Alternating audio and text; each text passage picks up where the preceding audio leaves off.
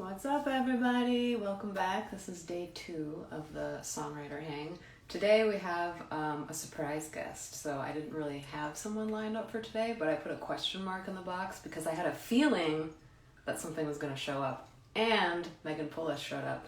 So initially she had something else at this time, but at the last second that was canceled. So she's going to join us today, which is going to be really great. Meghan and I met through a coaching program that we're both part of that help women in music with building their business and things like that. So we've known each other for about a year, distantly, but she's been coming out with a lot of music recently, and she's a great songwriter, and she has a lot to say on the subject. So, hey, Connor, welcome. And I promise that my hair is not always wet. This just happens to be like my morning routine is such that I come back from Bikram yoga, which if those of you who don't know what Bikram yoga is, it's like 90 degrees in the room and it's really humid and you do like a full 90-minute asana sequence and showers required after. So this just happens to be the noontime Hopelet look. But welcome, Meghan. Go ahead and tune in or request whenever you're feeling it. Here we go. Kitchen time. In the morning with a wet hair, waiting for Meghan. Hi. How are you? Oh my gosh, you're talking about Bikram. Like, I used to do Bikram. I love it. Really? Mm-hmm. Yeah, there's a place. Okay, this is kind of a weird story, but every time I'm in Chicago, because I moved back here for the pandemic, I end up in the same neighborhood somehow, and I'm not sure how it happens, but like something always synchronistically ends me back up in the same neighborhood, which is always by the same yoga studio. So I've been going there for ever and ever, but each time I come back to it, I'm like a new person with new, it's very interesting. It's also by a same graveyard, which I have a lot of memories at. Like, I've met a lot of people at that graveyard. This got really dark really fast, but it's the truth. That's awesome. I'm here for yeah, it's so bizarre. I have so many memories of like people who are really important people in my life that I've bizarrely met at this cemetery that I now live right next to. that is so cool. That's like such a cool life thing. I love that. It's so weird. Wow, you have so many people on. Look at you. These are all your fans for sure. Oh, okay. Hi, guys. You brought your electric. Is that a Fender? Yeah, this is my new your new baby. Show off your wow, actually a duo Sonic. I'm absolutely in love with it. It's so different writing on electric, right? It's so rad writing on electric. Okay, you know what you should actually get? I'm gonna run and grab something real quick and do like this is what you need next. Don't mind, my kitchen's really messy. I tend to like take up all the space so you can't see the mess, but okay, one second. Hey guys, thanks for watching. Thanks for spending your time. Okay, this is called a Spark amp. Oh, okay. It has an app on your phone, so you've got all the normal amp controls. It's like super holdable. I don't know what they call portable, but it has an app on your phone that has basically every single amp setting you could possibly think of. So it links with your phone, so that amp can become any amp you want. Whoa. Okay. Yeah, I have like, this Fender one right now, but it's probably not as good as that one probably. Well, the thing that happens when you get into electric guitar is you start realizing, like, especially coming from acoustic guitar world, is most of the sound is made through like different amps and different settings. So you're starting to listen to music in a different way where you're like, oh, what's that like Alice Cooper sound, and how did they get that sound out of the electric? And then you start going on that. So they have settings where you can like look up different artists and be like, I really want like a ZZ Top sound, and then they'll give you the settings for that sound so that when you play, that comes out of your amp. And then you get like all these inspirations from that shit. Oh my god. Okay. So like your sound world explodes. Good. Yeah. So Spark amp. I wrote that down. Yeah. Cool. Anyway, hey. Hi. So I told people a little bit before, but so this is like a series to kind of promote the Songwriters Lab that is now open for enrollment. The link is in my bio to join, but it's a 12-week course to bring people through. We've got all kinds of people. We've got people who've never written a song before, and then people who've written many songs but just want to get more, I don't know, like finish more, polish more, like get back in the groove. So I'm bringing on different songwriters to kind of inspire people. Then you, I know, are very prolific. So I'm sure you have many. I don't know. I was thinking earlier today. I was like, what am I going to ask Megan? I was like, I would love just like a walkthrough of like. I know you recently moved and you have your own music room now, right? Yeah. That's got to be amazing. So do you have like a routine that you do every day? Is that the kind of songwriter you are, or? Yeah, so I have like a part-time like virtual job that I check in at like 10 o'clock, and then usually I come here and I meditate first. I do like a 10-minute meditation.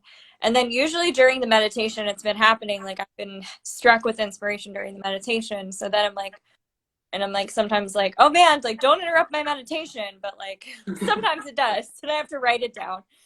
And then I go to my instrument and I play around and out comes a song. I mean, I think I've been writing almost every day for the past like couple months. Like, So it's like a just show up and see what comes up. But it sounds like show up, still your mind, uh-huh. and then do something and then kind of move on. So it's almost like you don't kind of obsess over like, oh, I came up with the song, but I have to like spend 10 hours finishing it right now. You're kind of like, okay, every day I'm going to do this and then I'm going to go do something else. And then I'm going to come back. And then that Yeah, sounds very I think healthy. that's what makes me a little bit unique because I kind of just I let the creative flow through me and then I honor it and I say, I okay, love it. this could be a song that we could share, or this is something that'll just stay in the voice memo Yeah. and we'll build on it later. But yeah, I'm not the kind of person to get obsessive over the fact that a song isn't ready, whatever. Like I will literally like write a song and then like play it that day for people, which is really weird. I But don't like, think that's weird. That sounds so generous. It sounds like yeah, if I'm kind of like, I don't know what the anthropomorphized word is for songs because they're not animals, but like, I don't know what you call it. But when you believe that your songs are living, which I do they're believe they are, babies. I call them babies. They're like babies. babies. Yeah. Right. So it's very kind to your babies. It's like Yeah, kind of not put pressure on them. It's like yeah, you can be whatever you want to be. Like you just today this is what you want. That's great. Like that's awesome. Do yeah. you get overwhelmed with your voice memos or do you have some kind of organizational technique where you're like things half done go here and things almost album ready go here, or is it kind of like all chaos like It's mine? Okay, it's. good. I think I have almost 900 now. It's chaos, and like I should be organizing them, and I should start putting folders because I am in the process of like writing an album and going into that world. But so it would be nice to like remember like what songs are going to be for the album and what songs are just like moments or whatever. But it's just chaos. You know what I did? Like mine is chaos too, so same. But I created an iTunes playlist with all the songs that I think are going to be on the album. So I make like mock album playlists. Oh, Sometimes I find that oh, helps. okay. Yeah, that's a fun How do hack. you what site is that on? No, just on Apple Music. I just make a new playlist and I'll drag in the order like my different drafts so that I'm kind of envisioning what the album might look like. And obviously you can like delete and put stuff in, but Oh, that's a good idea. Okay, I should check that out. Because and I then when I go on walks, I can kind of listen. That's like my best listening time is when I'm on a walk. So I'll listen through to like the draft album and be taking notes just on my notes app the whole time. And then when I get home, I can make edits to like, actually, this song doesn't fit this album, but maybe it'll exist somewhere else. Or like, yeah, this needs a brand new ending. Or you have cool. so many people saying hi to you. Wow, I sound like Zoe Deschanel. I've heard that a million times. I love her. I do What do too. I know from her? She and him. That's the, I love She and Him. yeah, Yeah. they're great. I saw them play in Brooklyn like a couple of years ago, like their Christmas show. Oh, it was Aww. Are you ever gonna make a Christmas album? yeah, that's actually hopefully in the cards for this year, I think. I Oh, think that'd be maybe awesome. not an album, but an EP I of love that. Christmas songs because I wrote a lot of original Christmas songs last year. I love it. I wrote one like, okay, this was my mistake, but I got inspired on Christmas to write Yes. a Christmas song. And it's kind of the thing with me is I am obsessive. So I like don't let go of things. So I ended up spending 3 days nearly all day like editing this thing, and then it wasn't quite done, but it was already 3 days after Christmas. So I was like, okay, next time plan ahead. But I'm thinking next year, like, I don't know. And in my head, everything gets blown out. I don't know if this is like this for you, but like, I'm like, and then there's going to be a full choir here. And then this is where like the Yeah. opera singers come in. And then this is where I'm like, Yeah. okay, but not like Where in 3 can I days. find So. all of these instruments that I'm hearing in my brain? Yeah, for sure. Yeah, Yeah. I've been really wanting to kind of get into producing, like kind of just to like play, I think. But you know, I was a little bit hesitant to do it because of my ear surgery. So I was like, I don't want to like have the bad ears and then not hear things like the way that people should hear things and like kind of thing. That's I don't know if interesting. you have Yeah. any like input on that or whatever, like hearing, like if you have some sort of a hearing Here's thing. what just came to mind weirdly. Yeah. First of all, I'm pretty sure I'm dyslexic. So I think like I only recently found that out through someone who was like an adult dyslexia expert or something, which is to say that my brain synapses fire very strangely sometimes. If it's not like A to B, so it's like very non sequitur. But here's what my brain just came up with, fun fact, Great. is Evelyn Glennie, who's a really amazing percussionist, like world-class percussionist who is deaf. And she is, she'll like, and this is, you're obviously not deaf. You just Yeah. have one ear that's an issue. But this is an Yeah. extreme example of someone who just like defied all of the laws of what we think hearing is like. She'll touch the walls to feel the vibration and listen to music that way. And she'll like play a lot of, she always has her feet, she's always barefoot because she can feel vibrations through the floor of music and get a lot of information that way too. Wow. And she'll do all these concerts like, you know, bare feet sitting on the floor with all these different instruments, and like if she wants to hear the space of the room, she'll feel the wall for the vibrations. And like, just to say that I don't think, I think it's too small to think about music. And this is actually kind of moving off of what I was talking to the songwriter yesterday about, Kelsey. We were kind of talking about form in this way where people can simplify it too much, especially in conservatory. I know you went to conservatory for classical singing, right? Yeah. Yeah. And in music theory in school, I don't know if this was your experience, but it's very like unnatural in a way. Like I'm glad I learned it, but I'm like, okay, that's one perspective, but it's very like, here's, you know, everything is sonata form, and like here's your A section, here's your B section, everything is linear. I'm like, that's just not my experience. Yeah. So I think it's good to know when you have to like be able to talk about a lot of different styles of music really fast and kind of like quickly shrink them down into something, but that's not, I don't know, that's like, it's limited, like to what end? Everything, and it was very specific and like drawn out, and it's like, oh my God, like yeah. I get it, but I'm so bored. I guess I wonder if it's the same thing with like production and audio engineering and stuff too, where it's like there's so many ways to listen. Yeah. And there are so many ways to expand on sound that it just kind of gave me a flashback of like when I would go into music theory classes, and I learned music by ear way before I learned it like written music, and so it was weird to shift my brain into that. Yeah. And I remember feeling very I don't know, I was like easily convinced that I was somehow less than because I just came from understanding music by ear and not by writing. And it was very clear that in conservatory, they were like, here's the hierarchy. The hierarchy is written, like sight reading music is superior to listening and responding to music. You know, they didn't say that. That was kind of the message. Yeah. And I wish that someone would have been with me at that time and been like, no, that's one way, but that's just like a strand from history. But I wonder if it's the same thing with music production, where it's like to have perfect ears to hear perfect hertz ranges, and then because I know a lot of audio engineers that are really good at digging in, like have like perfect ears in one sense where they're like, oh, that's 525 hertz or whatever, but then you listen to the overall mix or the overall piece of music and you're like, this is chaos, like this doesn't.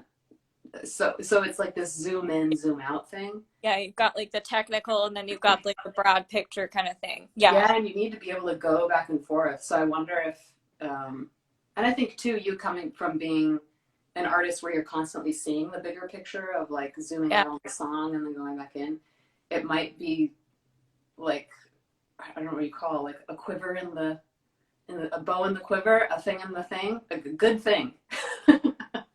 Yeah, I feel like it will be too. And you know, I go in GarageBand and I try to play around and I do a lot of reverb, I notice. Like I just love reverb with my voice. Um, but yeah, it would be cool to learn like the EQ stuff and everything else, like, and Yeah, be able to produce a little bit of my album. Like that's kind of what I would like to do, just to kind of prove to myself like that I can do it even after like 2 ear surgeries. totally. I think about it a lot as architecture.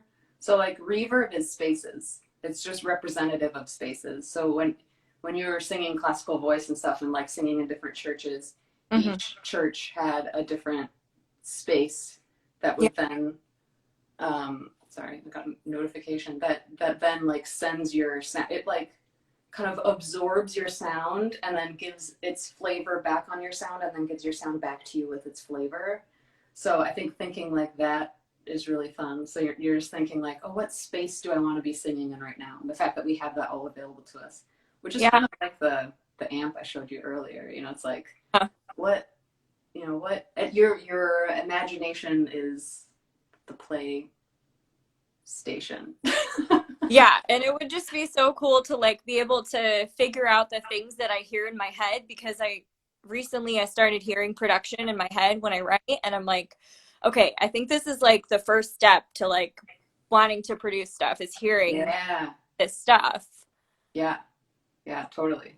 Who's Michelle Phillips? Okay, I'm getting distracted. I got Michelle Phillips. Michelle Yeah, Phillips. look that up. Let's see who that is. Who is that? Who's that girl? Oh, she's a songwriter. Oh, she's blonde though, but What's up, Ian? oh, she is in Mamas and the Papas. That's what I call my cats. That's super cute. Yeah. Release the next Oh, Christmas. 1960s. That makes sense. Well, thank you, person. Oh, California Dream. That's a great song. Okay, distraction. Okay, what other questions I have? Does anyone else have questions for? So this is a little songwriter hang series that is happening every day at noon CST on my Instagram. So follow my Insta and you'll get little notifications. And it's to promote the Songwriters Lab. So I'm a songwriter and music producer, and I've opened up this 12-week songwriters lab. It's going to be so awesome. Doors are open now and it closes in about a week. So you just fill out an application that's linked in my bio and we get you in there and it's going to be super fun. So tell me, okay, we actually had similar lineages in a certain way because I also was trained as a classical singer through music Oh, conservatory. And then I went to classical music composition, but I was a songwriter kind of before that. I yeah. dropped out of school actually when I was 15 and then just played bars and clubs as a songwriter. Bad. Then got tired of waiting tables to support that lifestyle. And so I went back to conservatory to like learn all the other stuff. But I guess having that like that background with the new background, do you ever think about how weird that is? Yeah. Okay. All the time. I mean, so I wrote my first song when I was 17 and it was such a subconscious kind of thing. I was like writing, I was like seeing this guy that I shouldn't be seeing and like I knew it was bad for me. That's And how all songwriters start. yeah, I think like, you know, almost 6 minutes long, which is like way too long for a song. But I put it on MySpace Music. Yes. And I was like, that was the first time that I shared a song that I By the wrote. way, you can't find your music on MySpace anymore. I know. Isn't that the craziest thing? I'm so upset because I would have loved to hear that train wreck. Like, come on. Like I had a ton of songs on there too, and I was trying to find them the other day to like re-upload them somewhere else. And they were like, "Oh yeah, no, MySpace made a big mistake and they deleted all the songs on all there." I yeah. was like, "Who So does that?" all of our beginning songs are all gone. It's so sad. Yeah. But So yeah, I MySpace, and then always, huh? so MySpace, and then you moved on. Yeah, Did you know right away when you wrote your first song? Were you like, "Yeah, no, this is it"? I Well, I knew that I was doing it to process. Like that's kind of when I first started writing was processing emotions. So Um, like catharsis. Catharsis, yeah, writing for catharsis and getting it out. And it was just something that I had that I could go to release emotion. And then my parents were like, "Oh, like you're really good at opera, like you should be an opera singer." And like Your it never, parents love classical music? Were huh? they like opera fans? My dad was actually like my dad actually sang in opera choruses. So my Oh, dad's okay. a huge fan and my grandma. Huge, like huge fan. Take us to the opera all the time, blah, whatever thing. And I just would like be like, opera's fine, but like there's nothing fulfilling about singing like that to me. There's nothing All like, vowels, no consonants. yeah, like it's just all the arias, all the runs, like we got great training, like, and I'm thankful for that because I think the training prepared us to do something and to be versatile, Hmm. which is good. But So I all your sisters are trained singers? so well, not I'm the only classically trained one, Okay. but my sisters do sing. So there's a how old is she? She's gonna be 25. Almost 25-year-old. She sings music theater, and Okay. she's actually doing some songwriting too, just to release her emotions and stuff.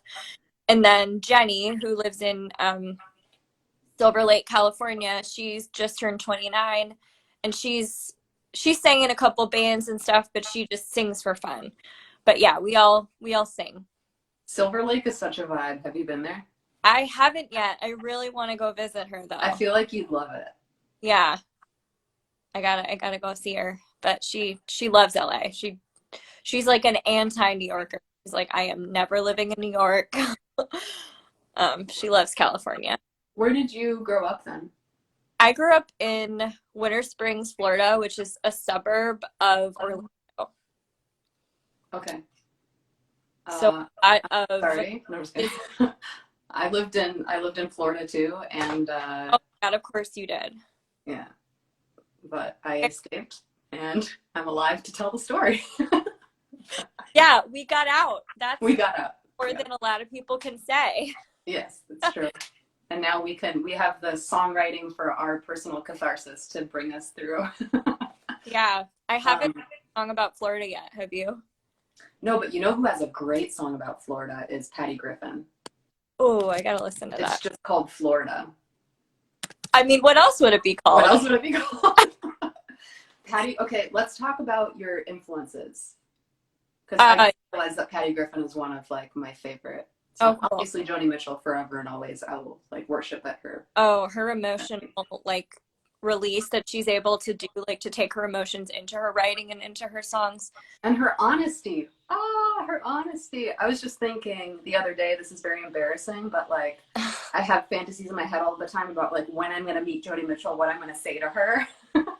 And then I just like cry and I don't know what to say because Yeah, it's so overwhelming. But because she's such a big influence, and I was thinking yesterday while I was crying during this fantasy, I was like, I would tell her like, thank you so much for being so honest. Like I was searching so desperately, and I didn't know that's what I was searching for, especially as a young girl, for someone to be honest with what is happening. Like, what the fuck is actually happening? yeah, She's so brave in her, I mean, obviously very talented and the ability to get it across. So it's not just like vomiting.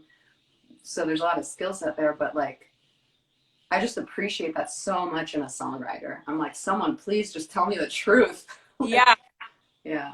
that real. No, I get you. I think I have like three or four that I'm super influenced by. Like vocal wise, I love Karen Carpenter. I am Ooh, perfect I'm voice. obsessed, Yeah. obsessed with them. Ingrid Michaelson, I've been listening to her like for years. I love her. Regina Spektor is another huge influence. Yeah. I just think the way that she writes is so different, and it's Yeah. just so like ethereal and beautiful and like, ugh, I love her. Idiosyncratic, like completely her own. Yes. I could totally hear Regina Spektor production on your songs. I would cry. Yeah. We're gonna make that Yeah, happen. I need to yeah, we need to figure that out. I would die. I have this story about being at a show. Like I've seen her live twice. Mhm. Incredible. And she played this song called The Light, and I had a feeling I was gonna break down when I heard it, and then I did, and I literally was just like crying, like bawling, and I was like, "Holy fuck, this song and me are like spiritually connected." I And love it. I've been playing that song recently because I'm just like, this song is like my soul. Like, I don't know if have you heard that song? I don't know all of her songs by name. I mean, Samson is the one I know by name, but then I remember I'd listen to her albums just like on repeat back Yeah. in the disc maker days when I had like freaking Walkman. Yes. Yeah. So I kind of wasn't paying attention to what song it was. I would just like let the album play. But I Yeah. think because Samson is so obvious, that's the one I know the name. But Samson. if you sang some of it, I bet Huh. I could figure it out. The Yeah. light. Yeah. Yeah. It's a the light comes shining in my eyes. The light comes shining in my eyes. It's like that kind of thing. It's bad. Maybe I don't know that one. What album is it off of? Beautiful though. It's one of her new ones. Probably her two newest ones. I Oh, heard. okay. I don't think I've heard her newer albums. I'll have to check those out. Oh yeah, she's amazing. Okay. Actually, I don't know if this has ever happened to you, but I recently went through about 2.5 years where I didn't listen to music. I just read and I listened to some podcasts and stuff. And I was making music and I was singing in choirs. So I was like reading and like performing, but for Yeah. some reason I just couldn't, I don't know. It was really weird. I was really concerned for a while. But then it came back about this summer. All of a sudden I started listening to tunes again and I was like, yes. Yeah, I think I've had a similar experience. Like I went through a pretty like dark time in terms of getting sort of ending up working with the wrong person who, essentially manipulated me and made me kind of like lose the drive, made me feel like I wasn't good enough kind of thing. And, he Was just, this a producer? yeah, it was a producer, but it was also tricky because I worked for him. I was his assistant, and he was trying to get in this like personal kind of thing with me, and he just was being very abusive to me like for 3.5 years essentially. And then he tried to like get me, like me and him, to work on music together, and he would be like, "Oh, like we're co-writing this song," like, and I'm like, "No, I wrote that in my bedroom. Like we're not co-writing. You told me like to change one word. That's Yeah. not this is my song," kind of thing. And Ugh, I got these vibes that like this was not the right person to work with, and it wasn't the right person to trust with my music. And that's for so a cute. while, I had to separate from it Hmm. because I lost faith. This So is why I made EP Boot Camp. huh? This is why I made EP Boot Camp. Yeah. So I have this program called EP Boot Camp for those of you who don't know, and men and women are both welcome, but I specifically try to get more women into this to learn how to produce their own music because I ran into that. I worked at a music studio when I was like 15, 16. That's when I started that work, and I realized very quickly that weird power plays, weird dynamics that no one talks about. It's all under the surface, Yep. and it's all manipulative. And Yep. even people with good intentions kind of find themselves in this weird place where they're not being clear, but you don't know exactly how to ask for the thing because you have like a general idea, but you can't do it yourself. So you kind Yep. of have to succumb to what their suggestion is, and then it's no longer your sound; it's their sound on your thing, which like the whole thing is Yeah. ugh. Complicated. So yeah. So I ended up going to school for like 10 years and making a ton of albums on my own and just kind of falling on my face for a long time, figuring out like I'm gonna do this on my own. I'm gonna figure this out on my own. Partly because I'm obsessive and kind of a control freak, but partly because I was like, no, fuck you. You don't get to do that to me. Like I just had this feel, like you were saying, it's like a feeling where you're like, this isn't right. No one's talking about it. It's not clear. You can't point to it and be like, wait a second.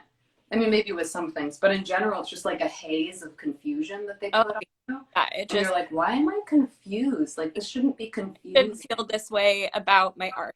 And that's where it got weird. And I like had to say, you know what, like if I can't find someone to work with who's like a genuine person who's not going to abuse me, then I'm not going to do this kind of thing. Totally. And I think coming from Finding, like, I want you in the EP boot camp because like coming from a place of like I know how to do it myself, so I know what to ask for. And it doesn't mean I have to do it by myself, but it means I know if you're doing a good job or not, and I know what's possible or not. So I think it's we're yeah, gonna figure out a way. maybe You know? maybe that is a good idea because I feel like I am capable of doing it. I'm just like not, I'm having that doubt in myself about producing. And I think it's because of my ear surgeries. And I'm like, well, what if I suck? But like, that's how I learn. I'm not going to learn if I don't try to do it. And a lot of it is imagination, you know? Like you don't have to like Beethoven, you know what I mean? Beethoven, I know. Yeah. Mic drop. Just hashtag Beethoven mic drop. Hashtag Beethoven. Yes. Yeah. And I did finally find a producer who believed in me, believed in my songs, believed in my vision. And he's worked with like everybody, like Lady Gaga, Paul McCartney, like everyone. And I'm just like, how is this person who has worked with so many famous people just so kind and nice and believes in what I'm doing? Holy crap. Like, wow. Is this for Ghost of Sound? Yeah. I love it. Yeah, that's a great tune. Everything. Yeah. He's just my whole kind of thing. Yeah, but Ghost of Sound, I wanted it to be I wanted it to be a different flavor. Mm-hmm. I wanted to feel that overwhelm of the left to the right, and he captured that. Like, I didn't realize, like, you can't really hear it if you're playing it out loud, but if you put headphones on, it sounds like it's like this like shit storm of like left to right, and it's crazy because I've had surgeries in both ears, and it's so personal that like we can put something like that in it. And he just instinctively was like, let's just make it crazy in the ear. I love it. What? Love him. I love it. Yeah. So we have a few more minutes. I know I took you on like a wild ride of all of I didn't let you finish almost any sentences. So sorry about that. But I feel like you should come on again because there's so much. I would love to. Yeah. Love to. And we definitely need to talk about me doing producing because yes, absolutely. We're going to get you there. Also, okay, so I'm trying to think of like for Songwriters Lab people, what would you say to someone who is like scared to join, even though they want to write a song, but they're like, well, I've never written one before, so I don't know, who am I to write a song? Do you have any words of inspiration for someone who's looking at it and being like, I would love to, but like, I'm not, like that? Definitely. Yeah. I say that we all have our own unique contributions. We all have our unique stories, and you figuring out your story and sharing your story and getting your story out, you never know how that could help another person. And that's why I songwrite. Mm-hmm. Yeah, I love it. Beautiful. Thank you. What would you say? Okay, one more question. What's my question going to be? You know how in a lot of podcasts they have like the question that everyone asks? Yeah. I don't have that one yet, but I'm like, what can I think of with it? Just like in the moment. Oh, this is a weird one that just came to mind. Maybe this will work, maybe it won't. What's your superpower as a songwriter? Ooh. Well, I'm an empath, so I can make people cry a lot. Hell yes. Release, catharsis. Yes.